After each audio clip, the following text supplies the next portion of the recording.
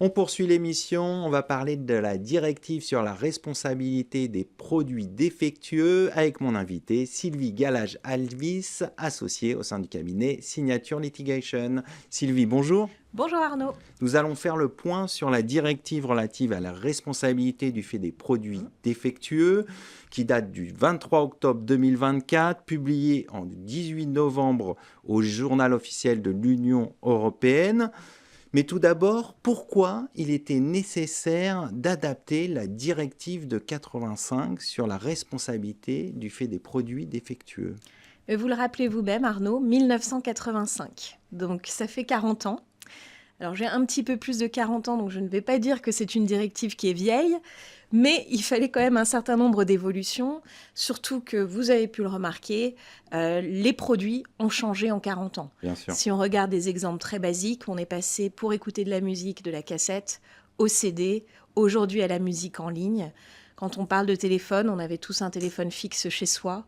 Aujourd'hui, on a tous les membres de la famille ont leur propre petit ordinateur portable à l'oreille. Donc, il y a eu un changement radical de la connectivité, de la technologie associée à ces produits, mais aussi du type de vente. Vous avez avant, classiquement, la vente en magasin. Aujourd'hui, la vente en ligne, depuis même quelques années, explose. Donc, vous avez des modes de vente différents. Et vous avez aussi des interactions entre produits désormais. La connectivité n'est pas que dans un produit, elle l'est aussi dans sa façon dont il s'associe à d'autres produits. Et donc il y a des termes qui se sont démocratisés, termes logiciels, termes services annexes. Par exemple, le service annexe, c'est la possibilité d'être géolocalisé via son produit, d'avoir le trafic en direct, d'avoir sa santé monitorée. Tous ces termes-là nécessitaient une définition claire. Il fallait savoir si c'était inclus ou pas dans la définition de produit. La nouvelle directive vient clarifier tout ça et étend donc la définition de ce qu'est un produit et comment l'appréhender. Alors justement, on va s'intéresser à cette nouvelle directive. Quels sont les apports de cette directive, les principaux changements? Alors, outre le fait qu'elle étend et clarifie surtout ce qu'est un produit, cette directive vient essayer d'apporter un peu plus de sécurité aux produits qui sont mis sur le marché dans l'Union européenne. On est déjà avec un arsenal législatif très complexe, avec énormément de directives en amont, comment doivent être fabriqués les produits. Cette directive-là vient essayer de s'assurer que la sécurité, elle est aussi reconnue en aval, une fois que potentiellement il y a un problème. Et par exemple, on est passé d'une poignée de critères de ce qu'est un produit défectueux à plus de 9 critères de qu'est-ce qu'un produit défectueux. Et on va regarder des choses comme par exemple la présentation du produit. Son étiquetage, s'il n'est pas conforme, va pouvoir demain équivaloir à un produit défectueux. D'accord. Est-ce que on va regarder pour savoir si l'utilisation est raisonnablement prévisible du produit? Alors, les juristes vont s'amuser. Qu'est-ce qu'une utilisation raisonnablement prévisible d'un produit? On va voir ça. Et il y a aussi, on va regarder d'autres exigences en matière de sécurité du produit, comme par exemple la cybersécurité associée au produit.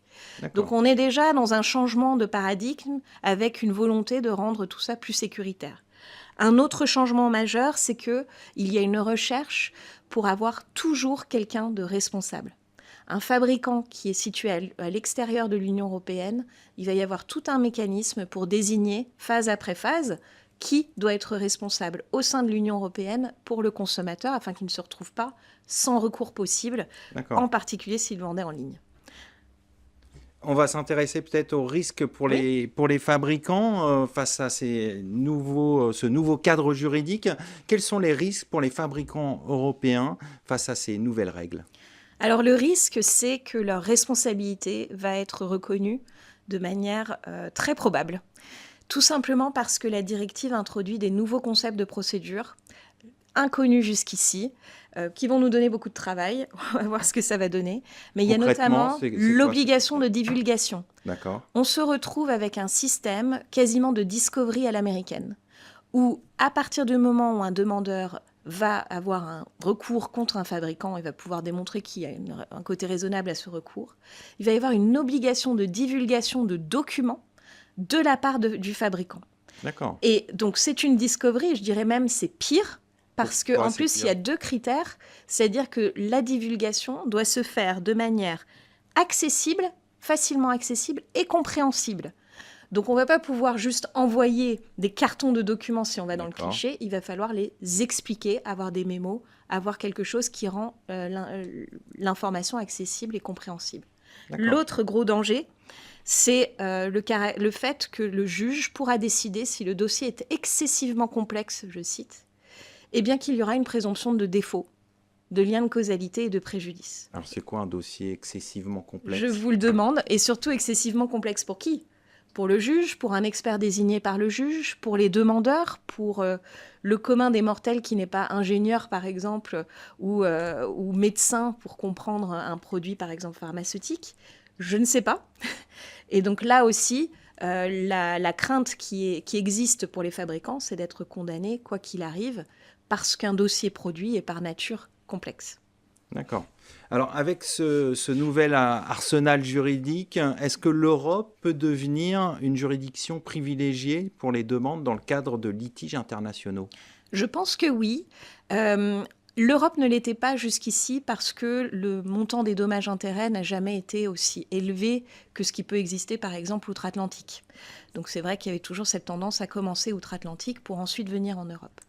Ce que je vous expliquais sur la divulgation des documents, si la sanction, si jamais on ne divulgue pas les documents, qu'on est de façon accessible et compréhensible, c'est qu'il y a une présomption de défaut du produit. Donc entre cette présomption qui peut exister, donc vous avez donné tous vos documents, vous êtes quand même condamné. Vous avez donné tous vos documents, mais le dossier est jugé excessivement complexe, vous êtes quand même condamné.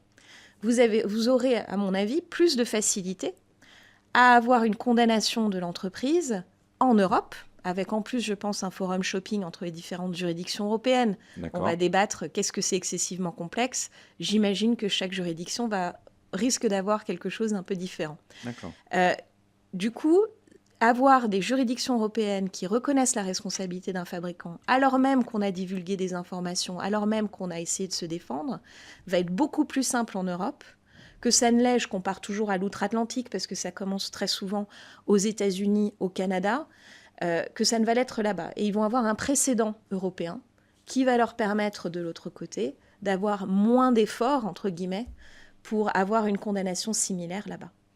Alors peut-être pour terminer, vous avez souligné les contraintes juridiques qui vont peser sur les fabricants. Comment ces fabricants doivent-ils se préparer justement à l'application de la directive pour répondre à ces obligations? Alors, la bonne nouvelle, c'est qu'il y a quand même quelques défenses qui existent et qui continueront à exister. Par exemple, la défense du risque de développement. Quand j'ai mis mon produit sur le marché, est-ce que je pouvais avoir une connaissance scientifique et technique d'un potentiel défaut à l'avenir? Donc il faut extrêmement bien documenter toutes les recherches, tout ce sur quoi le produit est conçu à l'époque de sa conception et de sa mise sur le marché pour garder cette défense-là.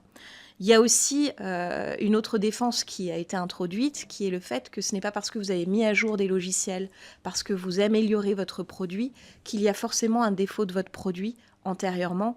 Donc ça, c'est une bonne chose. Comment se préparer? C'est surtout pour les entreprises qui n'ont pas l'habitude d'un processus de discovery ou de disclosure en Angleterre.